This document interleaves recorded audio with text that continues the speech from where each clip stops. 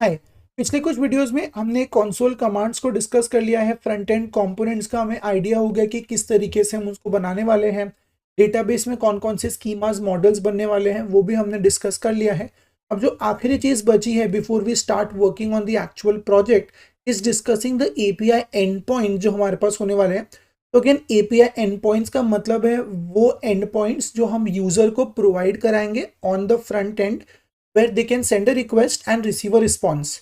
Right, तो again इसके लिए डायरेक्टली मैं आपको कोड का ही एग्जांपल यहाँ पे शो कर दूंगा कि हम एग्जैक्टली किस तरीके से राउटर को सेटअप करने वाले हैं।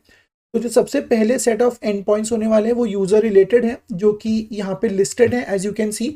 सबसे पहला एंड पॉइंट होगा सारे यूजर्स को फेच करना। राइट, उसके बाद साइन अप लॉगिन होने वाला है, अगर किसी को साइन अप करना है लॉगिन करना है। राइट, तो उसके लिए एक एक फंक्शनैलिटी।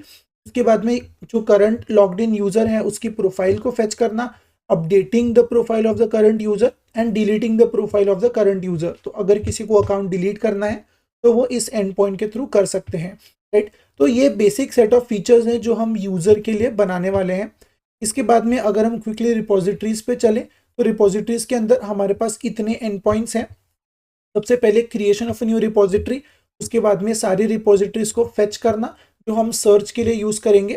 उसके बाद में रिपोजिटरी को आईडी से फेच करना। तो अगर एक पर्टिकुलर यूजर लॉग्ड इन है and they want all the details of a particular repository, मान लीजिए हमने किसी एक रिपोजिटरी पे क्लिक किया तो जो अगली स्क्रीन होगी वहां पर रिपोजिटरी की डिटेल्स दिखने वाली है, तो दैट इज आईडी बेस्ड। इसके अलावा रिपोजिटरी को अगर हमें नाम से फेच करना है तो अगेन सर्चिंग के लिए हम ये कर सकते हैं कि अगर यूजर ने कोई नाम टाइप किया इन द सर्च बॉक्स तो उस नाम से रिलेटेड जितनी भी रिपोजिटरीज हैं वो यहाँ पे हम फाइंड करेंगे। Right, then we have the user ID. तो ये करंट लॉग्ड इन यूजर के जितनी भी रिपोजिटरीज होने वाली है वो कुछ इस तरीके से दिखने वाली है। So this is for fetch repository for current user.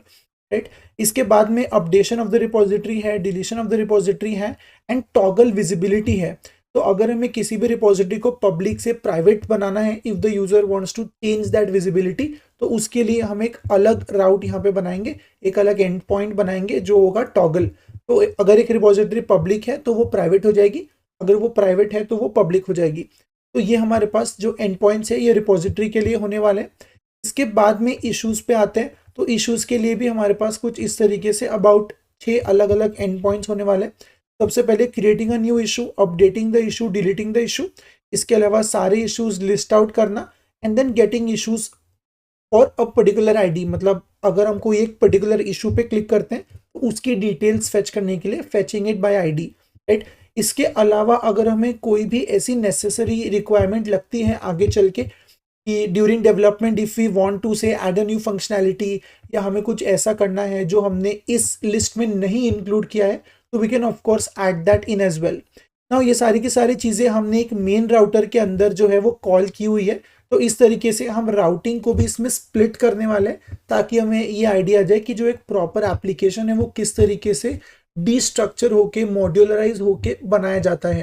Right, it is not good in a proper project, it is not recommended rather कि हम सब कुछ एक ही फाइल के अंदर करें।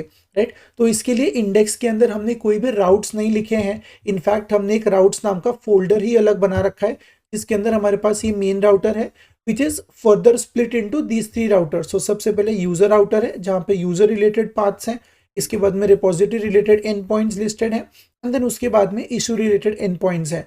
अगर हम किसी भी एंड पॉइंट पे क्लिक करते हैं, right, if we see the connection here, तो this is going to go to the respective controller।